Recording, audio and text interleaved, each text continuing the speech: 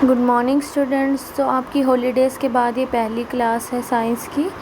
तो आपको पता है बेटा, हमारे 2 चैप्टर कंप्लीट हो चुके हैं, फर्स्ट और सेकंड। मैटर से रिलेटेड थे जो दोनों, मैटर इन आवर सराउंडिंग्स और is matter around us pure. Third chapter हम शुरू करने जा रहे हैं जो है एटम्स एंड मॉलिक्यूल्स। ठीक है बेटा, तो एटम्स एंड मॉलिक्यूल्स में क्या था कि अब हम पढ़ेंगे कि एटम्स क्या होते हैं, मॉलिक्यूल्स क्या होते हैं और आगे उनके लॉज के बारे में पढ़ेंगे। ठीक है, तो आप ancient Indian and Greek philosophers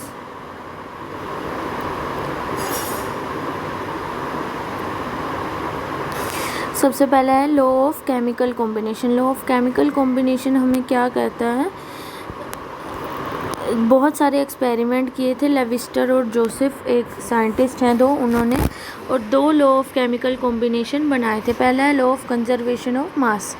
law of conservation of mass क्या कहता है कि mass can neither be created nor be destroyed. Mass ना ही बनाया जाता है ना ही किसी केमिकल रिएक्शन में डिस्ट्रॉय मतलब कम होता है। जैसे कि एक्टिविटी 3.1 दी हुई है, इसके अंदर हम कॉपर सल्फेट का जैसे सोडियम कार्बोनेट के साथ अगर रिएक्शन करवाते हैं, 5% दोनों को लिया हमने 10 ml वाटर में। ठीक है, हैंग द इग्निशन, ये लैब का आपका एक्सपेरिमेंट है, लैब में हम करेंगे तो आपको पता चलेगा। तो इसमें हमें क्या ये बताना चाहता है कि जितना मास हमने शुरू में उसमें डाला था रिएक्शन में, उतना ही मास एंड में हमारे पास आया है रिएक्शन होने के बाद। तो ये डेफिनेशन लिखी हुई law of conservation of mass क्या कहता है, states that mass can neither be created, ना मास बनाया जाता है ना ही डिस्ट्रॉय होता है किसी केमिकल रिएक्शन में। मतलब बनाने का मतलब ये नहीं है कि हम खुद कोई चीज़ बना रहे हैं, बनाने का मतलब ये है कि कोई केमिकल रिएक्शन हुआ उसके बाद मास बढ़ गया, तो ना ही मास बढ़ता है ना ही मास घटता है, जितना शुरू में होता है उतना ही रहता है। ठीक है, अगला है ना law of constant proportion. Law of constant proportion हमें क्या कहता है, in a chemical substance the elements are always present in definite proportion by mass. किसी भी केमिकल रिएक्शन के अंदर, जैसे हम नॉर्मल एक रिएक्शन लेते हैं, हम हाइड्रोजन का वाटर के साथ रिएक्शन करवा रहे हैं, H2 + O2 मिलकर क्या बनता है, H2O। H2O क्या होता है, वाटर होता है। ठीक है बेटा, तो जो हर एलिमेंट, जैसे हाइड्रोजन है, ऑक्सीजन है, कार्बन है, जिंक है, सोडियम है, क्लोराइड है, ये सब क्या है हमारे पास एलिमेंट्स है। ये पूरी पीरियोडिक टेबल जो है आप आगे फर्दर अगर आप साइंस लेते हो उसमें आप रीड करो, पढ़ोगे कि कितने एलिमेंट होते हैं, कौन कौन से होते हैं और उनकी प्रॉपर्टीज़ के बारे में।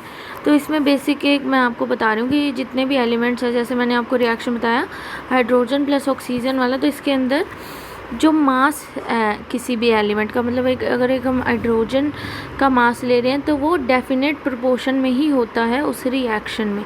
मतलब जो मास है वो लेफ्ट हैंड साइड और राइट हैंड साइड भी सेम ही रहता है।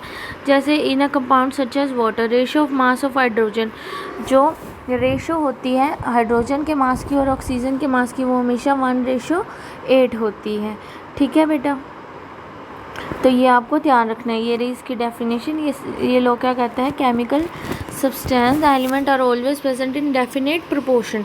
प्रोपोर्शन मतलब मात्रा, डेफिनेट मतलब सेम मात्रा में मास की जो होते हैं वो सेम होता है हर एक एलिमेंट का। ठीक है, अब आगे अकॉर्डिंग टू, अब हमने 2 लॉज पढ़ लिए, एक तो law of conservation of mass, एक लॉ ऑफ डेफिनेट प्रोपोर्शन। अब अगला है according to Dalton atomic theory. Dalton की एटॉमिक थ्योरी क्या कहती है कि ऑल मैटर, जितना भी मैटर है, कोई भी एलिमेंट है, कंपाउंड है, मिक्सचर है, ये सब आपने पिछले चैप्टर में पढ़ा है, एलिमेंट, कंपाउंड और मिक्सचर।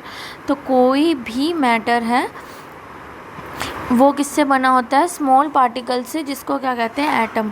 और एटम इतना स्मॉल होता है कि आप कभी उसको देख भी नहीं पाओगे, बहुत ही छोटे से भी छोटा पार्टिकल।